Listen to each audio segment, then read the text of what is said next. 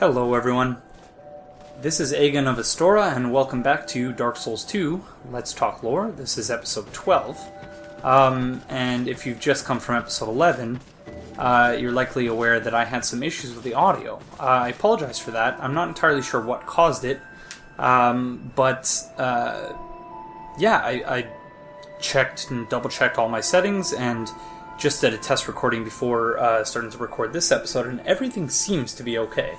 So here's to hoping that it continues as such. So we only have one Lord Soul left to go, and that is The Rotten. So we're going to talk a little bit to Laddersmith Gilligan first before we do that, who has, of course, just now moved to Majula. Hey, what have you been up to? Oh, I should have listened to the warnings. This place is flippin' mental. Huh?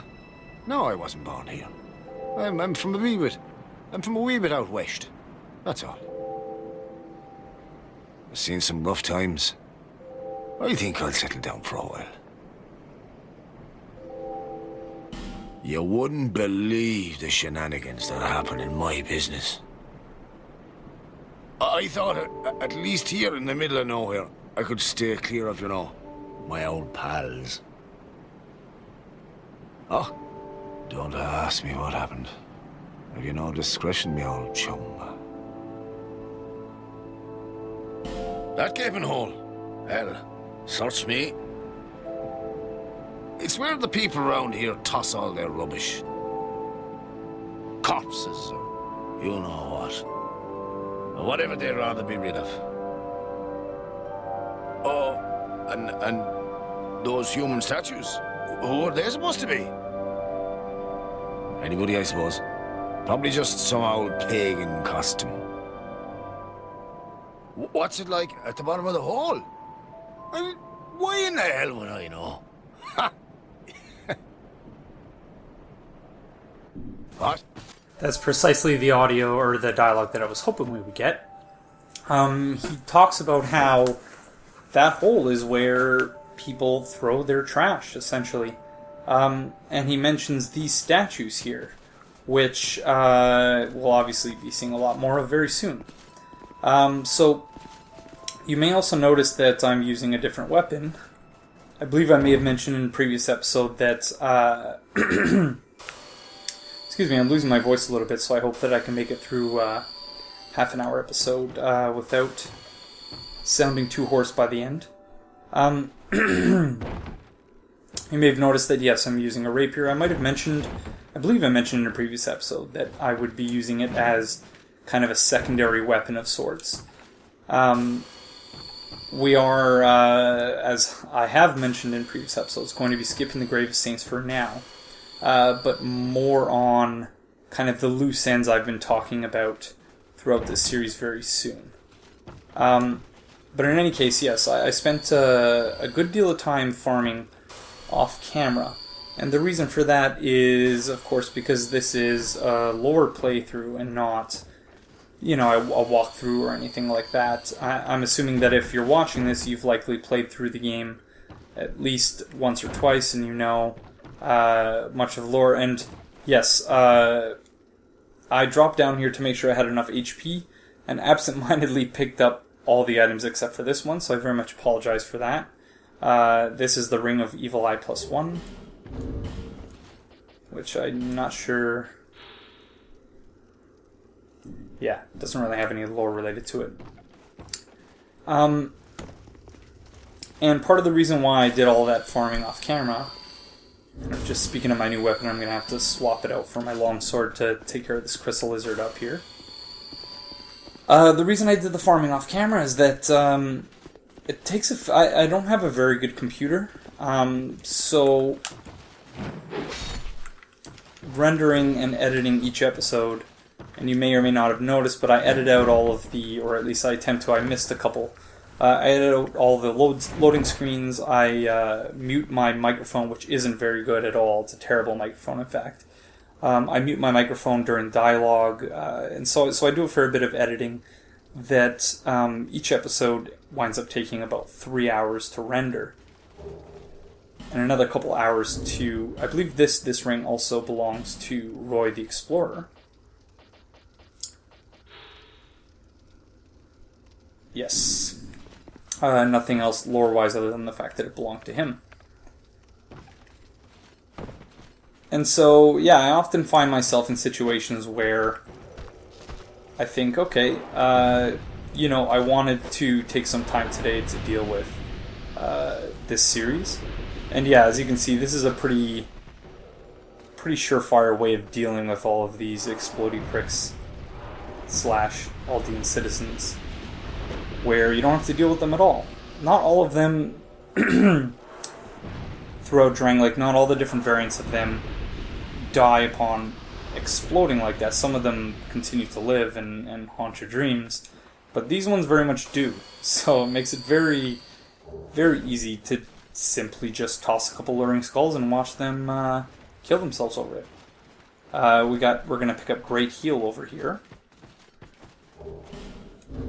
which I think I might be using Faith Miracles at some point on this build, but we'll see. A glorious miracle only accessible to a small minority of clerics, greatly restores HP. Only a select few have learned to recite this epic romance in its entirety, but those who do are amply rewarded. So the select few bit leads me to believe, and I don't remember this at all, but leads me to believe that you perhaps purchased this one from I've been playing Dark Souls 2 pretty much non-stop since the update. And previous to that was playing Dark Souls 1 pretty much non-stop, haven't gotten sick of Dark Souls 2. And I've somehow, in that brief period of time, forgotten so much about Dark Souls 1. But in any case, I believe Rhea of Thorland. I imagine, given the reference to kind of the elite clerics, that Rhea of Thorland, who was the daughter of a very elite member of the Way of White, likely sold that spell. But I could be completely wrong about that. Petrus may very well sell it as well. It is very late. Later than the 3 a.m. commentary I did. But whereas for the 3 a.m. commentary I was pretty tired, I'm not at all tired right now, which is not a good thing. So my commentary should be a little bit more coherent than that episode was. But still be advised that I'm not recording under ideal conditions. And there's a reason for that, and I'll get to that in a minute. But having been recording this so late, trying to recall what it was I was talking about before I got sidetracked by Great Heal. So I'll disregard. Pardon me for completely losing that thread that I was talking about there. I was talking about farming. Yes, so long story short, I spent a lot of time farming off camera. Burned a couple of bonfire ascetics, fought a couple of bosses, did some jolly cooperation. All more or less in order to get some levels, buy some consumables, and upgrade my rapier to +10. Which required a little bit of finagling with bonfire ascetics and trying to figure out what was the most optimal way to get more Titanite chunks without going somewhere I hadn't already been during the playthrough and thus ruining that particular part of the playthrough as I had it planned. But yes, we are in the gutter. I just set the bonfire to remember the name. And I'm going to light a torch so that we can see a little bit more of the area. I'm not going to explore the area in depth, which leads me to my next point. And that is that despite the fact that I'm pretty far ahead at this point, I am running out of time for this playthrough. So that isn't to suggest that I'm not going to finish this playthrough, because I very much am going to finish this playthrough. But it may not be as comprehensive as I had initially imagined it would have been. And so that is only really to say that I won't necessarily be exploring every area. I have already been, somewhat speedrunning through a few areas, but speedrunning with the promise of going back to certain areas and, exploring them in greater depth later. See you later, sorry. And so all that might change is that some of the areas about which I'm not 100% clear or familiar with the lore, I might just skip. Because otherwise I would essentially be setting myself up to have to do some more research to understand those areas a little bit better before attempting to speak, not authoritatively on them, but whoa, that was awful.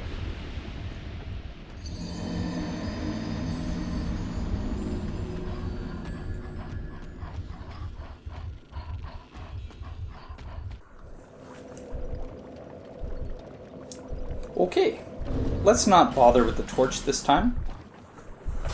Suffice it to say, as Gilligan... Oh, and I see that I have a Sublime Bone Dust that I still have not burned. Gilligan's summary of the area is rather apt, and that is to say just that this is a place where, people throw their trash, that these are the undesirable people and things of Drangleic. This is not going very well so far, is it? See, that guy doesn't die. Unlike his brethren on the way to this area. I really strongly dislike those dogs. And I'm getting the camera all screwed up here. What is happening?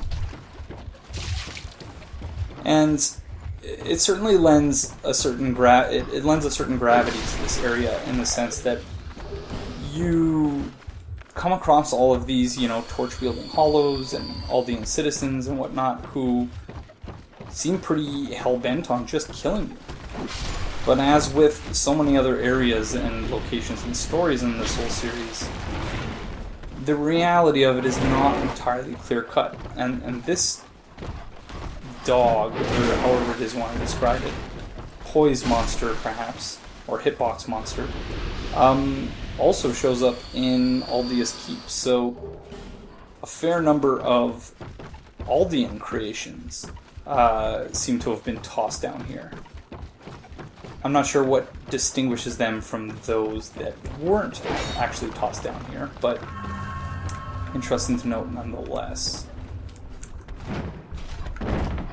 And so in that sense,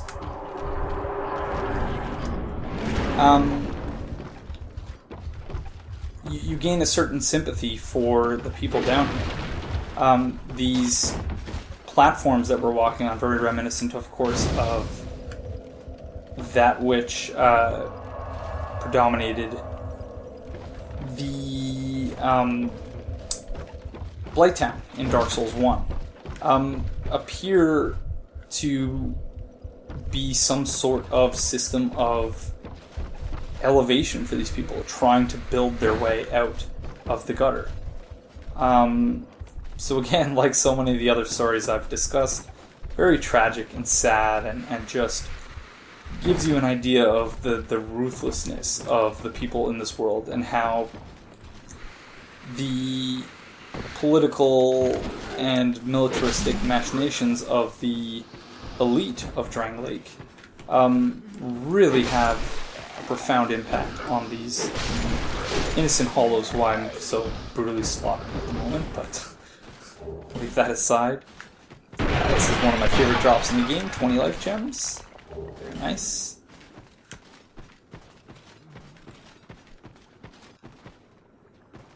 I'm going to rate that message for being helpful. On one of my builds, I admit to having a message that says try rolling, because these are, of course, pots filled with corrosive acid that will eat away your equipment if you do roll through there. Let's use a holy water urn, because since they only work on hollows now, they're more or less useless. Did I get all of them? Yeah, I can squeeze... No, can't squeeze through there. There we go. So we're going to pick up another fragrant branch of yore here.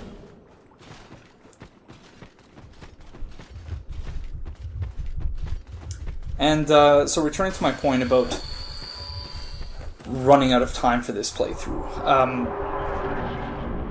I am a fair bit ahead, so it's March 10th when I'm recording this. So I assume that this episode will be released something like March 14th or March 15th. I have been releasing them at a pace of one a day so far, but the episode plan, as I mapped it out earlier today, indicates that the series will be going well into the 20s in terms of number of episodes if I attempt to explore, say, if I deal with Peyton Crichton's questline, which I don't think I'm going to bother with because it's really not all that interesting, other than just conveying the point that in this whole series, black and white moral areas are very hard to come by, and that everything else tends to be gray, or that everything morality-wise tends to be gray, or steeped in shades of gray, as it were. The other ones, Carillion of the Fold, Falcon the Outcast, and potentially Dark Diver Randall and the Abyss of Old, because that area I'm not entirely comfortable. Not that I'm not comfortable, but I don't know enough about the lore for that particular area and that covenant to really speak in such a way that I have been so far, where even though, I've admitted up front at various points, probably every single episode, that I don't know everything, I do know a fair bit about some of the stuff, and so I'm going to try and focus from here on out exclusively on the stuff that I know a fair bit about. And then if the time comes when I finish the playthrough, or I wrap up everything in the main game, and I still have a couple days before Bloodborne comes out, then yeah, I will probably loop back to some of those areas.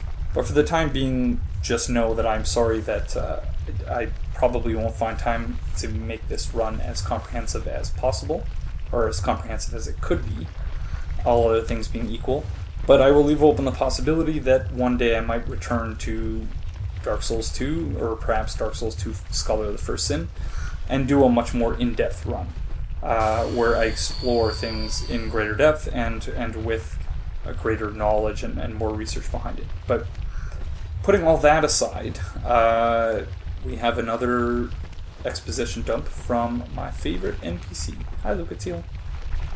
Oh, you... My thoughts are very scattered.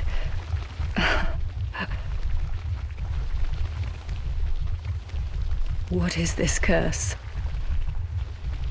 The question rings in my mind, but I haven't the focus to answer it. Loss frightens me no end. Loss of memory, loss of self. If I were told that by killing you I would be freed of this curse, then I would draw my sword without hesitation. I don't want to die. I want to exist. I would sacrifice anything at all for this. It shames me, but it is the truth. Sometimes I feel obsessed with this insignificant thing called self. Even so, I am compelled to preserve it. Am I wrong to feel so? Surely you do the same in my shoes. Maybe we're all cursed from the moment we're born. Indeed. So again, very heavy stuff from Lucatiel. She's at this point succumbed to... Oh, I'm staggered. Succumbed to the curse in a way that she still... Every single time I start recording, I forget to put my phone on silence.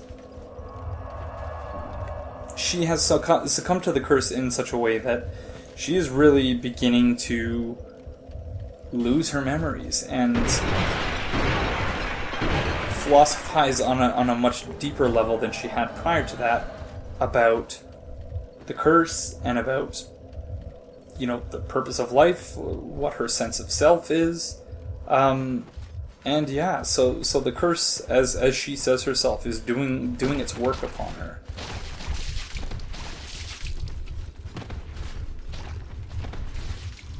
I believe we picked up a few poison moss, so we use that now.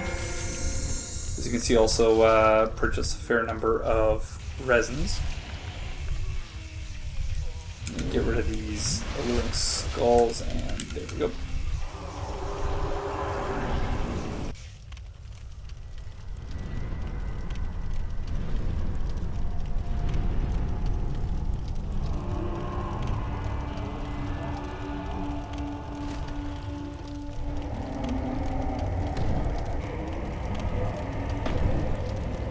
So the Rotten, as we see,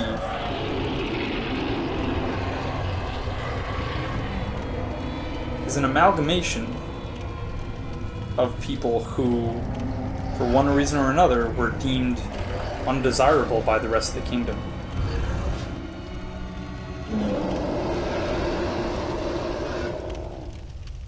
And seems to have taken up a sort of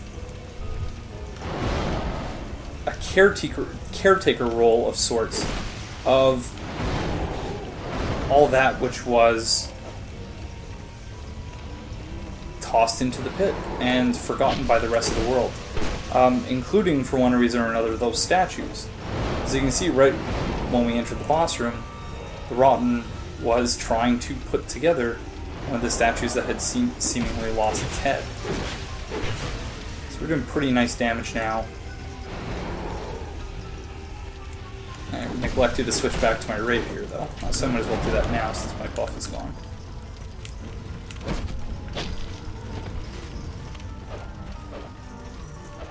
Come on, Lucatiel, get out of the fire pit.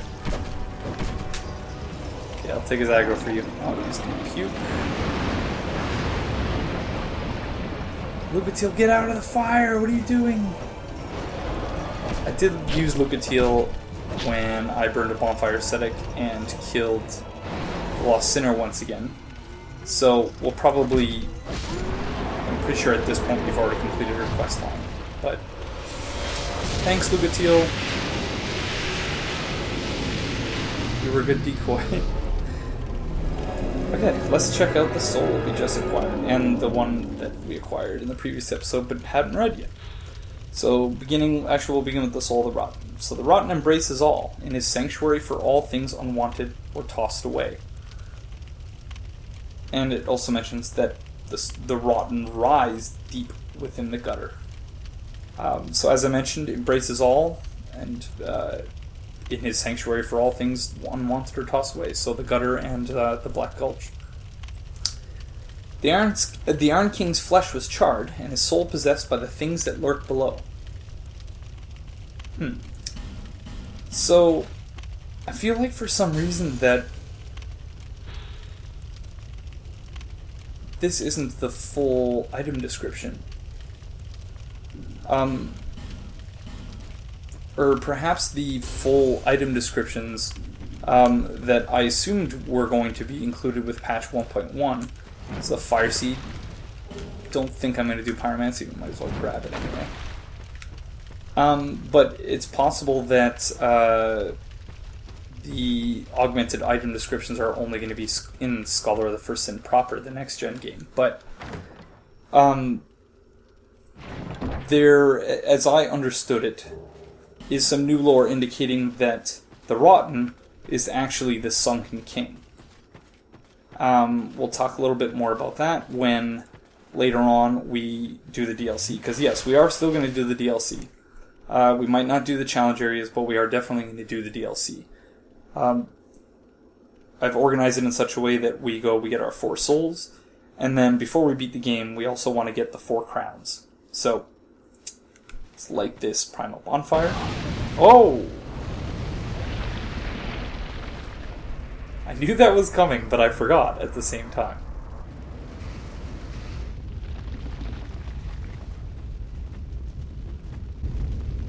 No one has come this far. Not for a very long while.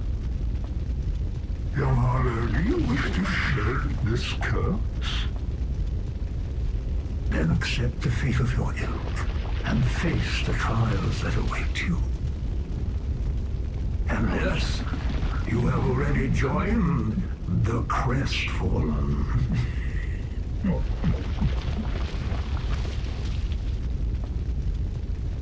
So you'll recall I mentioned a few videos ago that my confusion about the connection between Aldea, the Chaos, and the Lost Sinner was silly, and the reason for that is right in front of our faces. I've already mentioned his name. I'm assuming again that you are watching this if you know, if you're aware of everything that happens in the game and you're not concerned about spoilers. But yes, this is Aldea, the King's brother, and he looks a fair bit like the Bed of Chaos from Dark Souls 1. He's got that same kind of tree of the world type construction. He's covered in flames, and yeah, so it makes a lot of sense that Aldea's creations would be down in Sinner's Rise. Young Harlow, there are but two paths. Inherit the order of this world, or destroy it. But only a true monarch can make such a choice. Very few indeed have come even this far. And yet your journey is far from over. Half-grown Hollow, have you what it takes? Truly.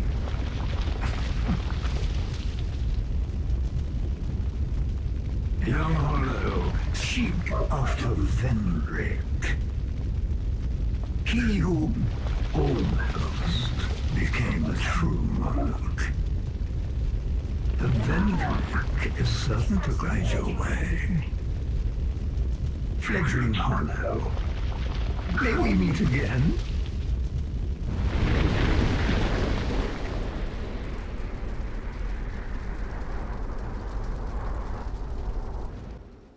Alright, yes, we will certainly meet again. And all throughout the game, everyone's hyping up this Vendrick guy, that Vendrick will guide us, and that we need to go see the king in order to get rid of the curse. And I still remember my first time playing the game and being shocked to find Vendrick in the state that he currently, within which he's currently mired. But, yeah, we'll leave that for now. We have plenty of time to talk about Vendrick, despite the time constraints on this run.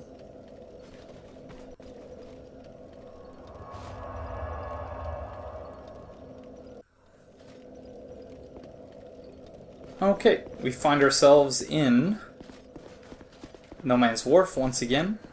This time here solely to say hello to Gavilan and pick up some poison arrows, or to begin his quest so that we can eventually buy infinite poison arrows from him before we head to the Shrine of Amana, because, yeah, not fun doing the Shrine of Amana without some sort of ranged attack, of which poison arrows are clearly one of the best. But the reason I'm recording this is that... How did that inflict me with bleeding? Is that I've yet to touch on a very interesting comment that AJ Sin left.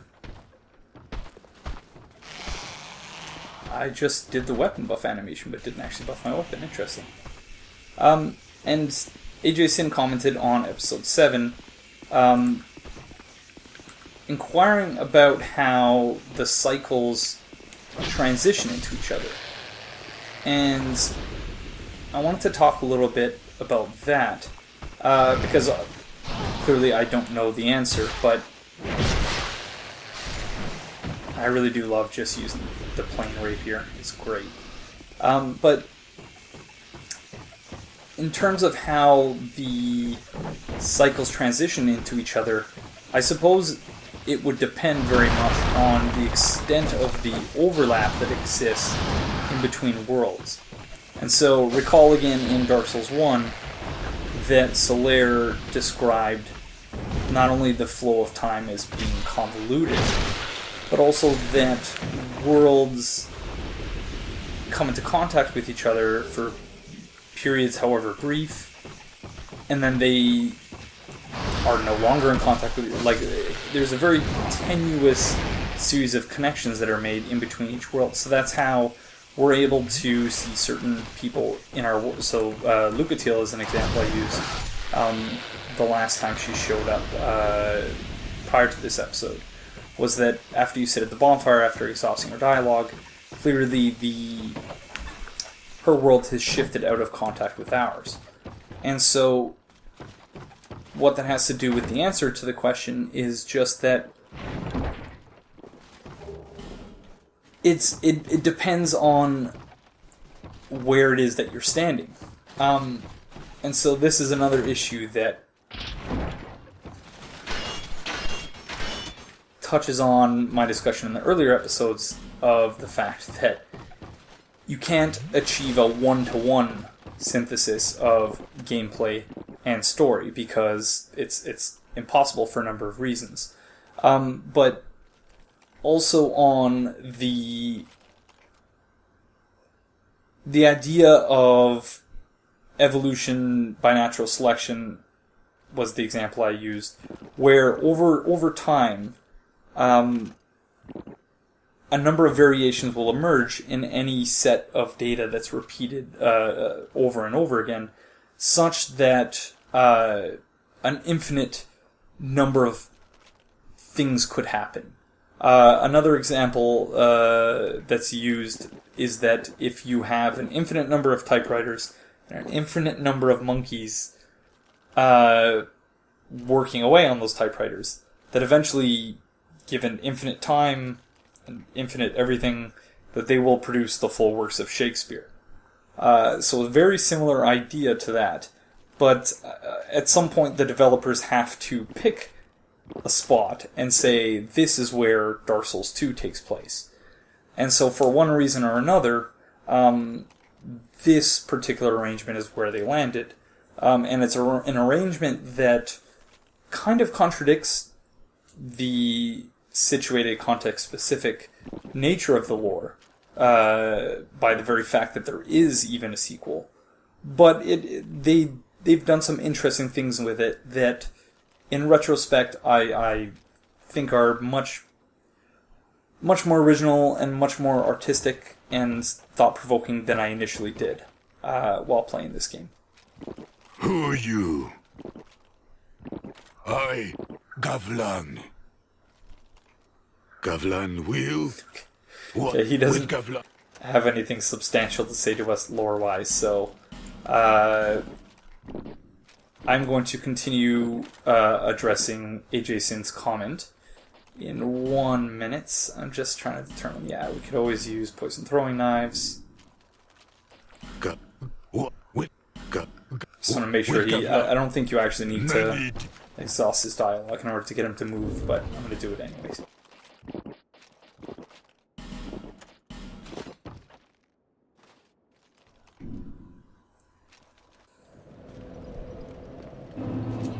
So AJ Sin also mentioned, brought up the line given by Emerald Herald, by Shenalot, in the now Throne ending of the game, because now there are actually 2 endings in the game, that souls will flourish anew, and all of this will play out again. And while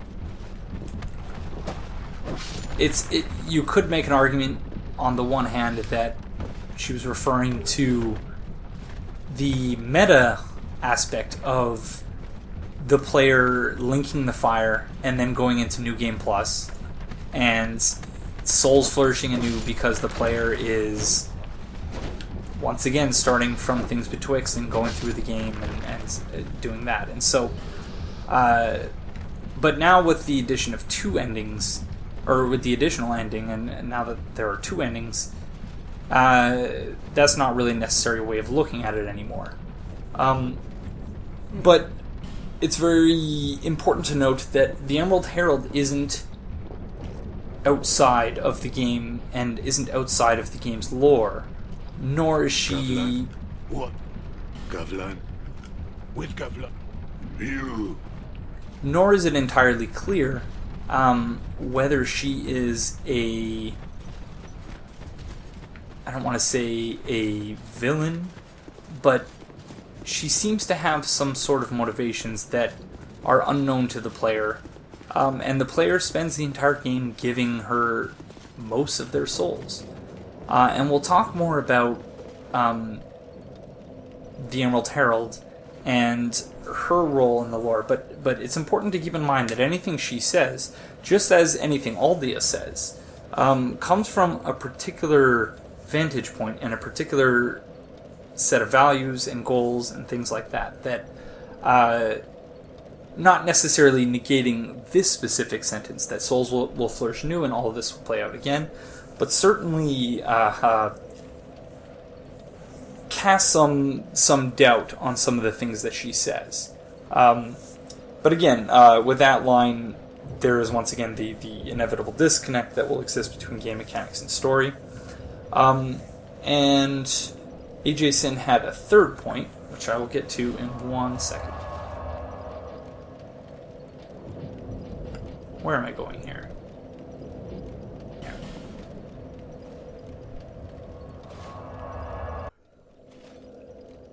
And AJ Sin's third point was not so much a point, just as amusing. AJ Sin was musing about the possibility that just as the greater souls, the Lord souls, they maintain some sort of influence on the land long after their deaths.